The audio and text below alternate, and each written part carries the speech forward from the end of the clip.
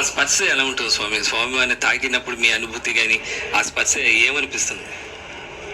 స్వామివారిని తాకినప్పుడు గర్భగుడిలో ఆ స్పర్శ మొట్టమొదటిసారిగా శాసినప్పుడు చాలా భయంగా ఉంటుంది.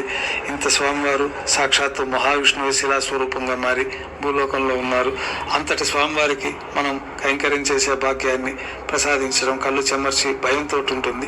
తర్వాత మెల్లమెల్లగా స్వామివారితోటి సంధానం ఏర్పడినాక స్వామివారి మన ఒక పెద్దవారు తాత ముత్తాతల దగ్గర మనం ఏ విధంగా ఉంటామో ఆ విధంగా స్వామివారి దగ్గర మనకంత చనువుతో చొరవతోటి భగవంతుడు ఆ శక్తిని మనకు ప్రసాదిస్తారు.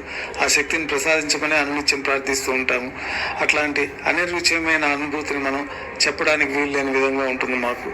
అనునిత్యం స్వామివారి దగ్గర అట్లాంటి అనుభూతులు ఎన్నో జరుగుతూ ఉంటాయి. యాత్రికులందరికీ కూడా వారి వారి భక్తితో తిరుమల క్షేత్రానికి వచ్చినప్పుడు వారికి కూడా ఎన్నో స్వీయ అనుభవాలు స్వామివారి లీలలు వారికి తెలుస్తూ ఉంటాయి. అదేవిధంగా మాకు కూడా స్వామివారి ఎల్లవేళలా అనుగ్రహించి ఎల్లవేళలా స్వామివారి అనుగ్రహం లేనిది మనం ఏ కార్యక్రమం చేయలేనది మా ప్రగాఢ విశ్వాసం.